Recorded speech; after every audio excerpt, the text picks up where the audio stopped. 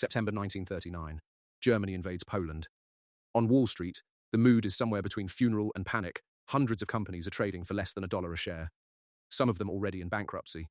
And every instinct in every investor's body is screaming to get out while there's still something left to save.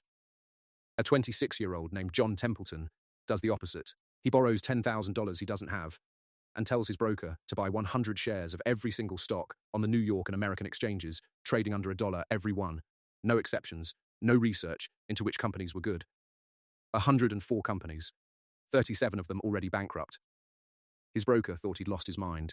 4 years later, that portfolio had returned 400%.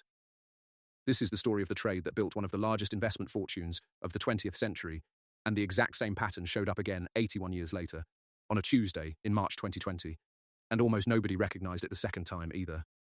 To understand why this trade worked, you have to understand what maximum pessimism actually looks like from the inside. Because it never looks like an opportunity. It looks like the end of the world. By late summer 1939, the US stock market had already spent a decade grinding through the aftermath of 1929 and a second downturn in 1937-38. Confidence was already thin. Then, on September 1st, Germany invaded Poland, and 2 days later, Britain and France declared war. For American investors, this wasn't an abstract headline, it was the reasonable expectation that the United States was about to be dragged into a second global war, that trade would seize up, that entire industries would be requisitioned or destroyed, that capital markets could freeze the way they nearly had a decade earlier. Selling accelerated. Marginal companies, the ones already limping through the depression on thin margins and thinner credit, got hit hardest. Because they were the ones a panicking market assumed wouldn't survive a war at all. That's what trading under $1 actually meant in September 1939. It meant the market had already priced these 104 companies for death. 37 of them were already in formal bankruptcy proceedings. This wasn't a market discount, it was a market verdict. Templeton's insight wasn't that these companies were secretly good. He never claimed that, and he never researched them individually before buying. That's the part almost every retelling of this story leaves out. His insight was narrower and, in a way, more mechanical. A market this indiscriminately pessimistic is not pricing individual companies anymore. It's pricing fear itself. And fear, this extreme, always overshoots. He didn't need to know which of the 104 would survive. He needed to know that the market's collective judgment, all of these are worthless, was almost certainly wrong at the extreme, even if it was right about some of them individually. That distinction, betting against the extremity of the panic, rather than betting on any single company, is the mechanism behind everything that follows. It also helps to see how deep the pessimism already ran before Germany ever crossed into Poland. The Dow Jones Industrial Average had lost roughly 89% of its value, peak to trough between 1929 and its 1932, lower decline severe enough that an entire generation of American investors grew up assuming the stock market was closer to a lottery than an investment. Just as a partial recovery took hold later in the decade, a sharp second downturn hit in 1937 and 1938, driving unemployment back up and confirming, for anyone who still doubted it, that the Depression wasn't over. By September 1939, American investors weren't reacting to one bad headline. They were reacting to 10 straight years of evidence that stocks could simply keep losing value indefinitely, layered on top of the newest and most frightening headline yet. That's the real starting condition for the trade, not a single panic, but a market that had spent a decade being trained to expect the worst, hitting a moment engineered to confirm it. John Marks Templeton wasn't a Wall Street insider by birth. He was born in 1912 in Winchester, Tennessee, worked his way through Yale during the Depression, and won a Rhodes Scholarship to study law at Oxford, a path built on discipline and scholarship, not inherited capital. By the time 1939 arrived, he was working an ordinary job in finance, not running a fund, not managing institutional money. He had no special access to information the rest of the market didn't have. What he had was a framework, one he'd articulate explicitly for the rest of his career. The time of maximum pessimism is the best time to buy, and the time of maximum optimism is the best time to sell. That sentence sounds obvious, stated calmly. Years later, in a documentary, it is almost impossible to act on in the moment it actually applies, because the moment it applies is exactly when acting on it feels insane. Nobody at a dinner party in September 1939 was arguing that stocks were cheap. The entire visible evidence headlines, bankruptcies, capital flight, pointed the other direction. Templeton's edge wasn't a secret data set. It was a willingness to treat everyone agrees this is terrible as a signal to check his own assumptions, rather than a reason to follow the crowd. This is also where the borrowing detail matters, and it's usually skipped. Templeton didn't have $10,000 in spare capital sitting around to deploy. He borrowed it. That's a meaningfully different decision than an already wealthy investor allocating idle cash into cheap stocks. It's a young, unproven finance worker taking on real personal debt to bet against the market's collective judgment at a moment when there was no consensus, no hindsight, and no guarantee any of it would work. His career up to that point gave him no particular authority to be right, either, which is part of why this story survives as more than a lucky anecdote. He'd taken a brief position at Fenner & Bean, a New York brokerage that would later become part of what is now Merrill Lynch, and left in 1937, 2 years before the trade to co-found his own small investment advisory business. He wasn't a Wall Street veteran with decades of pattern recognition behind him. He was, functionally, a young advisor with a framework and the willingness to test it with borrowed money. At the exact moment testing it looked most irrational. Here's exactly what he did, because the specifics are what make this replicable as a pattern rather than just a good story. Templeton instructed his broker to buy 100 shares of every stock, listed on the NYSE and the American Stock Exchange trading below $1 per share, every single one that qualified. With zero individual selection. 104 companies met the criteria. 37 were already in bankruptcy at the moment of purchase. Total capital deployed, approximately $10,000. Borrowed, no stock picking. No sector analysis.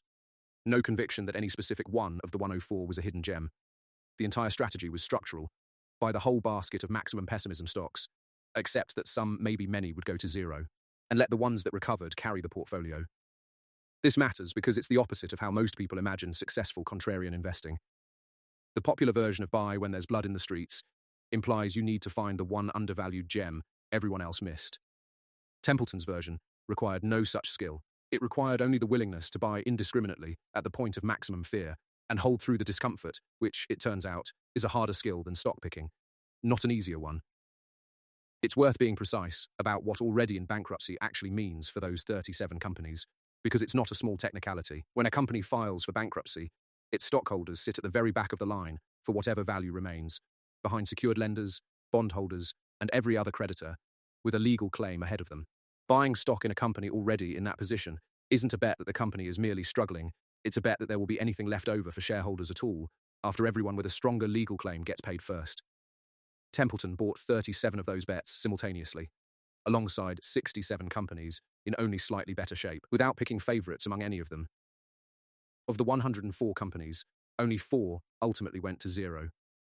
4 out of 104, including the 37 that were already bankrupt when he bought them. Most of those bankrupt companies reorganized, recovered, or got acquired for something above zero. After an average holding period of about 4 years, the portfolio had returned roughly 400%. Templeton sold the position for approximately $40,000 near the end of World War II, 4 times his borrowed capital, on a basket of stocks his own broker had considered close to worthless. That single trade didn't make Templeton a billionaire by itself. What it did was prove the framework, in the most extreme possible test case, buy at the point where a market has already priced in the worst outcome for an entire category. Spread the bet wide enough to survive individual failures, and let time and mean reversion do the rest. He spent the following decades scaling that exact framework. In 1954, he founded the Templeton Growth Fund, which went on to average annual returns above 15%, over 38 years, a track record good enough that a $10,000 investment made at the fund's founding would have grown to roughly $2 million by 1992. That year, he sold his fund company to Franklin Resources for approximately $913 million. Money magazine would later call him, without much argument from the rest of the industry, arguably the greatest global stock picker of the 20th century.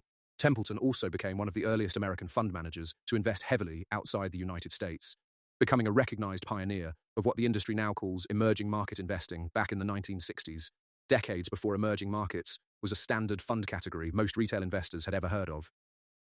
The underlying logic never changed from 1939. If an entire country's stock market was being avoided wholesale by American capital, for reasons that were more about unfamiliarity and headline risk than about the actual businesses operating inside it, that collective avoidance was itself the opportunity. He was, in effect, running the same maximum pessimism trade at the level of entire national markets that he'd once run on 104 individual penny stocks, treating entire countries the same way he'd treated those 104 stocks in 1939, as baskets that could be irrationally mispriced by collective sentiment rather than individual fundamentals. That instinct is also, in part, why he left the US tax system behind. In 1964, he renounced his American citizenship, became a citizen of the Bahamas, and by 1968 had moved permanently to Lifford Cay, outside Nassau. Most retellings frame this purely as a tax move, Since the United States is one of the few countries that taxes its citizens on income earned anywhere in the world, regardless of where they live, Templeton himself pushed back on that framing directly, telling Charlie Rose in a 1997 interview that the Bahamas tax rate was actually higher than the American one at the time, and that he'd simply decided to live out his life there. Whichever motive you find more convincing, the decision itself follows the same underlying pattern as the 1939 trade. Act on your own analysis of a system's structure, not on what everyone assumes that structure requires you to do. Here's the part that should unsettle you a little. This exact pattern showed up again in living memory, and most people still didn't recognize it while it was happening. Between February 20th and April 7th, 2020, the S&P 500 fell roughly 34% from peak to trough as COVID-19 shut down the global economy. Researchers at Stanford's Graduate School of Business, publishing through the National Academy of Sciences, later measured exactly how frightened investors actually were. In real-time, average expectations for annual market returns collapsed from about 6% in February to roughly 1% in March, right at the bottom. That's not a modest dip in confidence. That's a market that, in aggregate, briefly stopped believing stocks would grow at all. And here's the detail almost nobody expected. The same academic research found that individual, self-directed retail investors were the ones who bought the most aggressively at the exact bottom of that panic, not institutions, not professional fund managers, ordinary people trading their own cash. Those same investors then became net sellers as the market recovered, meaning many of them captured a meaningful piece of a rebound that carried the Dow and the S&P 500 to all-time closing highs by the end of that same year. Nobody needed Templeton's exact 1939 playbook to do this. They needed the same underlying willingness to treat collective, headline-driven panic as information about the crowd's emotional state, not as a verdict on the future. The mechanism is identical across 81 years and two completely different crises: a currency-free, industry-agnostic, historically repeatable observation that markets overshoot fear in both directions, and the overshoot itself is where the return lives. This also isn't a fringe idea Templeton invented alone and took to his grave. Warren Buffett, arguably the most famous living investor on earth, has spent decades repeating a version of the identical instruction in different words: be fearful when others are greedy, and greedy when others are fearful. Two investors, separated by a generation, describing the same underlying mechanism almost identically. That's not a coincidence of language. It's a pattern strong enough that two independent people, decades apart, arrived at the same description of it from completely different careers. What makes 2020 unusually well documented, compared to 1939, is that we actually have the data on who did the buying and who panicked, in granular detail, because modern brokerages track every trade. The Stanford and NYSE researchers weren't reconstructing sentiment from newspaper archives. Decades later, they were measuring it in real time, from actual portfolio data as the crash was happening.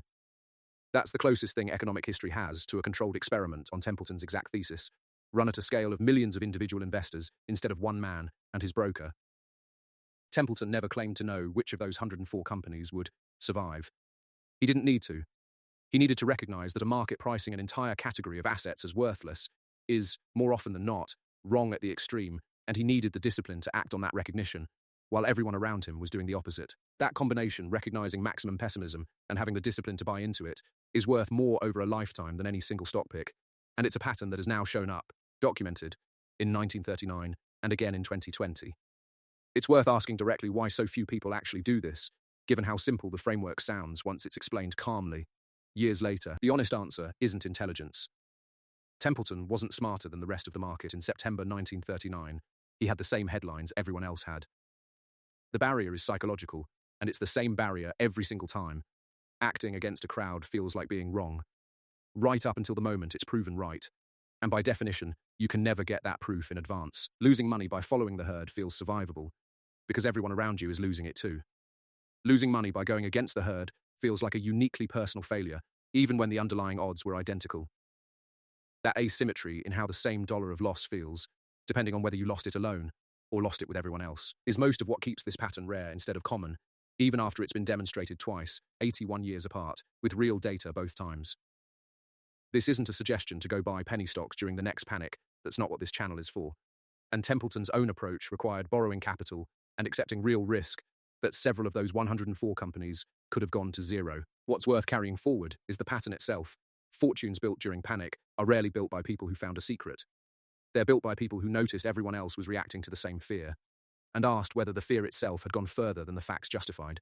We study every fortune built this way so you can recognize the pattern the next time it shows up, because it will show up again. Subscribe if you want to be looking in the right direction when it does.